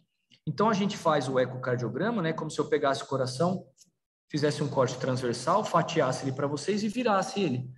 A contração do ventrículo esquerdo, você vai ver dessa maneira aqui, nessa janela. Então, olha um ventrículo esquerdo e um direito normal, e olha o que a gente pode encontrar no hipertenso, uma hipertrofia concêntrica, tá? E muitas vezes, gente, acontece ao contrário. Um paciente vem por um outro motivo para o exame ecocardiográfico, e eu vejo isso, um colega vê isso, ele fala, opa, vamos aferir a pressão arterial? Vamos investigar se ele é hipertenso? Porque isso é um achado comum em pacientes com hipertensão arterial, tá? E aí, né, um experimento que eu fiz no doutorado, essas duas imagens ecocardiográficas de baixo mostram esse espaço e essas linhas aqui, ó, da contração, né, o módulo M da contração do ventrículo. Notem esses dois de cima, A e B, como parece que ele contrai mais, que ele está mais forte, a linha está mais evidente, está mais hiperecogênica, né? A professora Valesca quer ficar feliz aqui com o meu termo. Tá vendo? Aqui a musculatura do ventrículo tá mais grossa e aqui a parede mais fina, tá? São casos, o A e o B de um paciente hipertenso, o caso C e D de pacientes normotensos, tá? E o próprio rim. O rim é uma faca de dois gumes. O rim pode ser a causa e o rim pode ser a consequência. O rim pode causar hipertensão, a gente vai falar sobre isso para finalizar, mas o rim também recebe esse fluxo sanguíneo forte, ele pode ser lesionado, ele pode perder proteína, né? Ele não vai ter uma taxa de filtração normal. Então aqui esse trabalho mostra o risco, né? O risco que os pacientes têm, gatos, no caso aqui desses felinos, de hipertensão com doença renal crônica, de ter lesão em órgão-alvo. Então olha só, um paciente que tem uma pressão arterial sistólica, gatos, menor que 150, aí a Ana já ficou feliz, tá? Mínimo risco de pressão, de lesão em órgão-alvo. Um paciente de 150 a 159 já começa a ter um baixo risco, mas já é um risco. De 160 a 179 já é um risco moderado. E acima de 180, um alto risco de ter lesão em órgão-alvo, tá?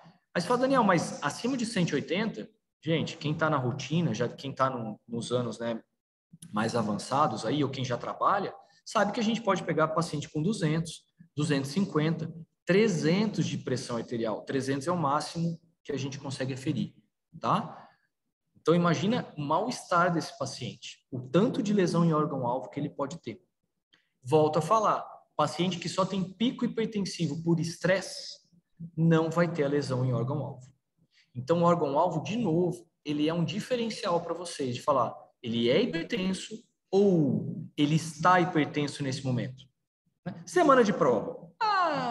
Se você aferir sua pressão na semana de prova, vai acontecer um pico hipertensivo.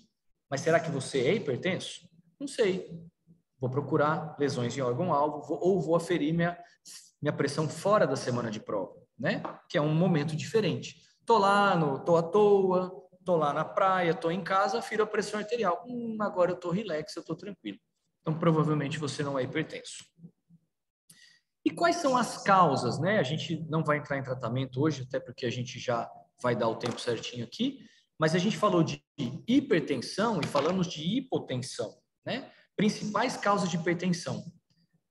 Na medicina veterinária, nossos pacientes costumam ter uma causa. O que é isso? A hipertensão na medicina veterinária costuma ser secundária. Tem algo causando hipertensão, tá? Na medicina, né, humano, pode ser o primário, né? A pessoa nasce geneticamente programada para ser hipertenso. Então, isso é muito comum no humano. Na medicina veterinária, é muito comum secundária. Em ordem, quais são as principais causas de hipertensão arterial na medicina veterinária? Primeiro, doenças renais crônicas, esse DRC, né? Doenças renais crônicas, principalmente problemas glomerulares. Endocrinopatias, né? E aí o gato com o seu hipertiroidismo, o cão com o seu hiperadrenocorticismo, com o seu hiperaldosteronismo, peraí que falhou agora. O excesso de aldosterona, ó, isso aí bem. Tudo isso vai influenciar, né, para que aumente a pressão arterial. E também algumas neoplasias, o feocromocitoma, por exemplo.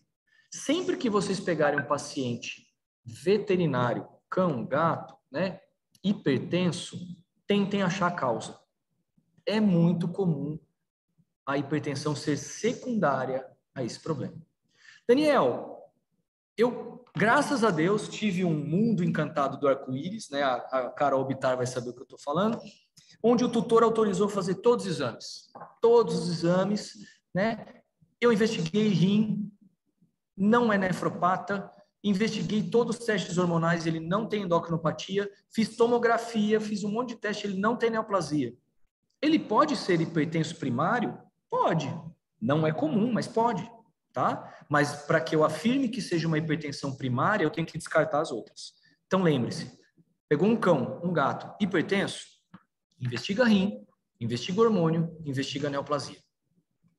Tá? Daniel, e a hipotensão? A hipotensão, gente, basicamente eu penso em volume, tá? Primeiras causas são redirecionamento de fluxo. O que é isso para quem é do primeiro, do segundo ano? Nós temos um volume de sangue circulante fisiologicamente na gente. Em algumas situações, nós temos redirecionamento de fluxo. O fluxo é o mesmo, só que estão em locais, por exemplo. Quer ver um exemplo simples? Você no frio, você tem vasoconstrição periférica, sua mão fica gelada, seu pé fica gelado. Você redirecionou o fluxo para cérebro, coração e pulmão, tá? Mas o fluxo está lá, ele só foi redirecionado.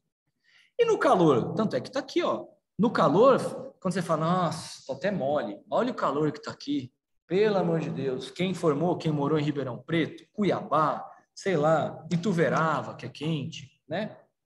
Palmital. Fala, nossa, tô até mole. Você tem vasodilatação, né? Você redirecionou seus fluxos, você diminuiu. Seu vaso dilatou, diminuiu a pressão dentro do vaso. O sangue faz menos força. Então, o calor excessivo pode ser uma causa de hipotensão. A gestação, né? O redirecionamento, muitas vezes, de fluxo, né? Para os órgãos, né? Reprodutivos, útero, enfim. Cardiopatias num nível mais elevado, que diminuem débito cardíaco. Ah, Daniel, você falou, o débito cardíaco está na fórmula da pressão arterial. Sim, se eu diminuo muito drasticamente o débito, eu diminuo a pressão, tá? E perda de volume, né? Quando o animal perde volume circulante, ele também fica hipotenso. Uma desidratação severa, né? Queimaduras extensas, não é a bolinha que queimou o dedo, queimou uma patinha, não, uma pata não, desculpa, um membro, né, de um animal, uns metatarsos, uns metacarpos, por exemplo, né? A professora Fernanda está ouvindo, senão ela fala que eu queimei a pata, ela vai falar, e o marreco? E o ganso? Você queimou também? Queimaduras extensas, né? Você perde líquido. Hemorragias, tanto externas quanto internas graves, você está perdendo líquido, tá? E problemas endócrinos, aí, por exemplo, a síndrome de Addison, né? Onde a gente tem, na verdade, que é o hipoadrenocorticismo, onde a gente tem uma deficiência de mineralocorticoide e aldosterona, né? Você vai, na verdade, perder sódio. Você perdendo sódio, você pode perder líquido, e aí você pode ficar hipotenso, tá? Dúvidas? E antes que a gente veja o site, né, eu vou abrir aqui a questão de dúvidas, agradecer a presença de vocês. Diminuiu, né, chegamos a 69, estamos em 55, e só gostaria de relembrá-los que ainda teremos mais 3 módulos, né, do nosso 13º ciclo de palestras, tá? No dia 13 de abril, no dia 11 de maio e no dia 15 de junho, certo? Convido a todos a participar, a divulgar, a tirar as dúvidas, a aproveitar bastante esse ciclo. Estou abrindo o chat, vamos lá. Dúvidas? Muito bom, muito obrigado. O que mais? Parabéns, eu que agradeço.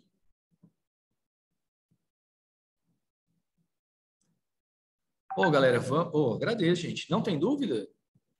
Eu acho que eu extrapolei um pouquinho o tempo. Show! Imagina, Fer, eu que agradeço o convite. Boa pergunta. Inferior. Fer, a sistólica, tá? Eu não gosto de baixar de 80, 75. Até uma coisa aconteceu hoje. Importante pergunta. Eu falei daí, né? Um limite superior, mas não falei de um limite inferior. A gente tinha a professora Georgia aqui, ela era hipotensa por ela. O organismo dela é acostumado a ser com a hipotensão. Então, a pressão sistólica dela, gente, ela tinha 9/7. Era dela, tá? E aí tinha hora que eu chegava na pós, ela estava com a perna para cima, para ela redirecionar fluxo. Mas era o normal dela. Se o organismo é adaptado, tranquilo. E uma coisa que tem que pensar, Fer, é o quê? Mesmo ele hipotenso, aconteceu hoje no centro cirúrgico, ele está conseguindo perfundir? O sangue está chegando no pulmão, o sangue está chegando no rim, então eu consigo avaliar lactato, eu consigo avaliar a produção de urina, eu consigo ter esses parâmetros de CO2, de O2, tá legal. Então, ele tá sendo perfundido. Essa é a sua maior preocupação. Mas se você quer um valor de sistólica abaixo de 80, já poderia ser classificado hipotenso. Peraí, deixa eu voltar aqui. A idade influencia em cães e gatos? Sim. Tanto nos cães, quanto nos gatos, acho que quanto nos equinos, nos bovinos, nos bezerros, nos mamíferos. Tá? A gente começa a perder a elasticidade dos vasos. Você falou 2 dúvidas. Deixa eu ver se tem a terceira aqui, a outra. Peraí. Se a hipo também é um problema. Mari, se o organismo é acostumado com a hipo, não. É bem melhor você ser hipotenso por mais tempo do que hipertenso por mais tempo. Tá? Talvez seja um problema assim. Nossa, agora eu vou ter uma atividade física repentina. Teu organismo pode sentir você desmaiar. Agora, se você treinar, o seu organismo se adapta a essa sua pressão. Ele vai trabalhar a musculatura cardíaca, ele vai trabalhar vasoconstrição periférica, ele vai trabalhar a respiração para que você supra isso, tá? Peraí que eu estou abaixando o chat aqui. Peguei uma vez um poodle de 15 anos que foi um custo a ferir, quando conseguimos 60. Muito baixo, Fer. Muito baixo. Agora, precisa ver uma coisa que a gente comentou aqui ontem na pernoite. A calibração dos aparelhos. Porque, teoricamente, o animal abaixo de 50 milímetros de mercúrio de pressão sistólica, você não consegue nem ouvir coração, nem palpar pulso. Entendeu? Quer dizer, o animal está praticamente em choque na sua frente, abaixo de 50, tá? E aí você não consegue aferir. Mas será que esse 60, o aparelho estava calibrado? É uma coisa a se pensar. Mas, independente, estava baixo, sim. Vou ter que sair... Peraí, certificado? É só o certificado, gente, vocês preencheram lá o link, a tabela, o link de chamada, tá? O que vocês preencherem lá, o que vai para o certificado. Tá bom? Que mais? Imagina, eu que agradeço. Dúvidas? Vamos abrir as janelinhas para a gente fazer um print? Deixa eu abrir todo mundo aqui, as janelinhas. Deixa eu descompartilhar.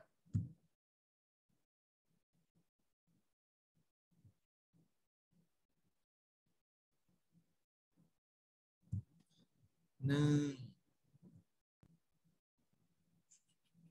Aí a Vanessa já abriu. O pessoal tá abrindo. A professora Fernanda. Olha o Francismar aí. Ei, Fran. Tudo certo? Fala, Dani, beleza? Tranquilo? Como é que tá? Graças a Vai, bom Deus. demais. Firmeza também. Deixa eu fechar. Ó, galera entrando aí. Pentei os cabelos. Quem tava sem roupa, põe a roupa. Deixa eu parar de gravar, né, professora Fernanda? Melhor. Né? Vamos, né? Agora vocês... Bom, agradecer mais uma vez a todos. Estou sem condições de aparecer. Ana Luísa, se eu estou aparecendo, qualquer pessoa tem condição de aparecer, né? Então, fique tranquila. Com certeza, você está melhor que eu.